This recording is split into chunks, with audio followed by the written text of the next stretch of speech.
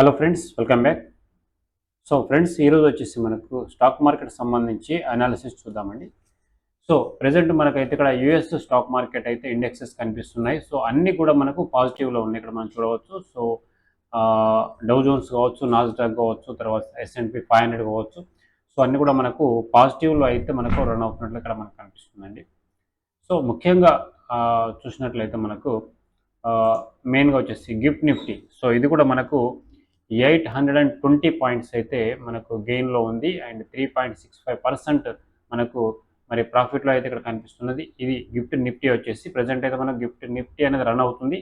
And so tomorrow దీని effect అనేది మనకు లైవ్ మార్కెట్లో ఉండబోతుంది అనమాట. సో దీనికి అందరికీ కూడా కారణం మీకు అందరికీ కూడా తెలిసే ఉంటుంది ఇప్పటికే. సో మనకు ఈ Iran and Israel Israel and America war ఏదైతే ఉందో, సో దీనికి సంబంధించి మనకు 5 days అనేది యుద్ధాన్ని నిలిపివేస్తున్నట్లుగా, వార్ నిలిపివేస్తున్నట్లుగా ట్రంప్ అయితే ఒక ట్వీట్ చేయడం జరిగింది. సో దాంతో మనకైతే దాదాపుగా మనకు క్రూడ్ ఆయిల్ వచ్చేసి 10% అయితే మనకు మరి పడిపోయింది. సో అదేవిధంగా ఇప్పుడు లైవ్లో ఉన్నటువంటి మార్కెట్స్ చూసినట్లయితే మనకు అమెరికన్ మార్కెట్ అయితే మనకు పాజిటివ్లో కనిపిస్తుంది. అండ్ గిఫ్ట్ నిఫ్టీ కూడా మనకు పాజిటివ్లో కనిపిస్తుంది. సో ఈ రెండు పరిణామాలను బట్టి చూస్తే రేపైతే మనకు మరి మనం కూడా ఇండియన్ మార్కెట్ ఏ విధంగా ఉండబోతుందని మనము ఒక అంచనాకైతే రావచ్చు అనమాట.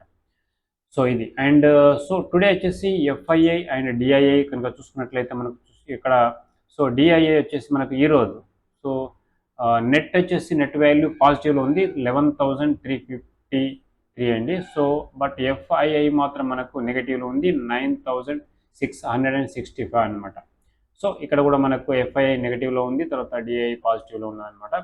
సో ఇది మనకు రేపటి పరిణామాలు ఎలా ఉంటుంది అన్నది ఇక్కడ మనం దీన్ని బట్టి ఒక అంచనాకు రావచ్చండి. సో ఇక్కడ మన గిఫ్ట్ నిఫ్టీ అయితే మనకు 23,300 వద్ద అయితే మనకు ట్రేడ్ అవుతుంది. సో ఇది అండ్ 835 పాయింట్లు ఒకేసారిగా మనకు పైకి అంటే వెళ్ళినట్లుగా మనకైతే కనిపిస్తుంది. అండ్ సో ఇది దీనికంతా కూడా మనకు ట్రంప్ యొక్క ట్వీటే కారణం అని చెప్పేసి చెప్పుకోవచ్చు అనమాట. సో ఇది మనకు 5 days మాత్రమే రిలాక్సేషన్ వార్కు దీనికి సంబంధించి. అండ్ తద్వారా చర్చలు ఏమైనా జరిగితే మాత్రం మరి వరల్డ్లో ఉన్నటువంటి అన్ని స్టాక్ మార్కెట్స్ కూడా మరి పాజిటివ్లోకి వచ్చేటువంటి అవకాశం ఉంటుంది. ఈ రోజు అయితే మనకు ఇండియన్ స్టాక్ మార్కెట్ కనుక చూసుకున్నట్లయితే సో ఇది పరిస్థితి మనకు. అండ్ నిఫ్టీ అదేవిధంగా మరి సెన్సెక్స్ కనుక చూసుకున్నట్లయితే మనకు నిఫ్టీ మిడ్ క్యాప్ కనిపిస్తుంది, మనకు 3.86%తో అయితే మనకు డౌన్ఫాల్ కనిపిస్తుంది. సో రెడ్లో కనిపిస్తుంది. అండ్ సెన్సెక్స్ కూడా మనకు 2.46, నిఫ్టీ 50 కూడా మనకు 2.60. అంటే దాదాపు ఇక్కడ మనకు నిఫ్టీ వచ్చేసి 600 పాయింట్ మనకు పడిపోయినట్లు కనిపిస్తుంది అనమాట. సో ఇది ఈ రోజు అయితే భారీ పతనం అయితే మనకు కనిపించింది. అండ్ సో ముఖ్యంగా చూసినట్లయితే ఎక్కువగా మనకు కన్జ్యూమర్ డ్యూరబుల్స్ అయితే మనకు ఎక్కువగా లాస్ అయ్యాయండి.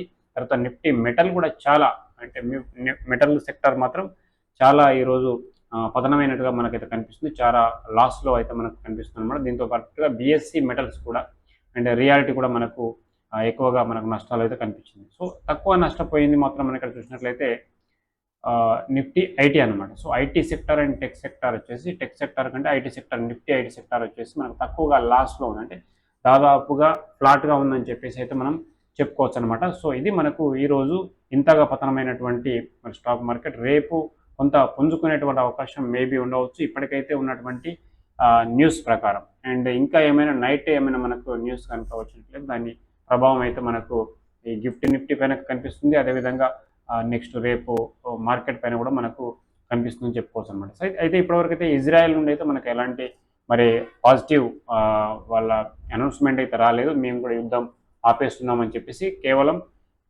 డొనాల్డ్ ట్రంప్కి సంబంధించిన ట్వీట్ మాత్రమే వచ్చింది. సో దాని ప్రభావం అయితే మనకి ఇక్కడ కనిపిస్తుంది.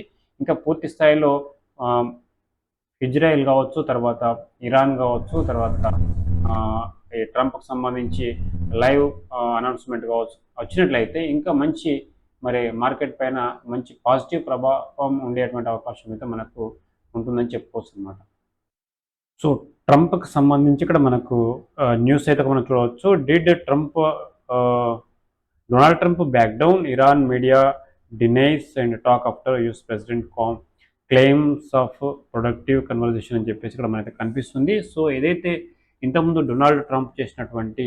యుఎస్ ప్రెసిడెంట్ డొనాల్డ్ ట్రంప్ చేసినటువంటి సో 5 days ఏదైతే మనకు మిలిటరీ స్ట్రైక్స్ అనేవి అగెన్స్ట్ ఇరానియన్ సంబంధించి ఏదైతే విరమణ చేస్తున్నారో, సో ఆఫ్ చేస్తున్నారో దానికి సంబంధించి మరి ఇంకా ఇరాన్ మీడియా అయితే ఇప్పటికైతే very good and productive conversation అని చెప్పేసి అయితే మన ఇక్కడ ఇచ్చినట్లు కనిపిస్తుంది. అండ్ దీనికి సంబంధించి సో న్యూస్ అయితే రావడం జరిగింది కాబట్టి ఇది మనకు స్టాక్ మార్కెట్కి సంబంధించి అయితే ఒక మంచి పరిణామం అని చెప్పేసి చెప్పుకోవచ్చు అనమాట. అండ్ సో కొంత పాజిటివ్ అయితే మనకు మార్కెట్లో ఉండేటువంటి అవకాశం అయితే ఉన్నదన్నమాట. సో ఇది సో ఆఫ్టర్ 5 days తర్వాత ఏం జరుగుతుంది అన్నది మనకు త్వరలోనే తెలుస్తుంది. ఎందుకంటే ఏమైనా చర్చల ద్వారా మరి యొక్క యుద్ధాన్ని పూర్తిగా ఆపేస్తే మాత్రం సో క్రూడ్ ఆయిల్ ధరలు అయితే మరింత తగ్గే అవకాశం ఉండవచ్చు. అండ్ తర్వాత మనకు ఈ మార్కెట్స్ అంటే వరల్డ్ మార్కెట్ అంతా కూడా మనకు మళ్ళీ మంచి ప్రీవియస్ పొజిషన్లోకి వచ్చేటువంటి అవకాశం అయితే ఉండవచ్చు అనమాట. సో ఇది ఈరోజు వచ్చేసి మనకు మార్కెట్కి సంబంధించినటువంటి అనాలిసిస్ అనమాట. అండ్ నెక్స్ట్ మరొక వీడియోలో మళ్ళీ కలుసుకుందాం. Thank you.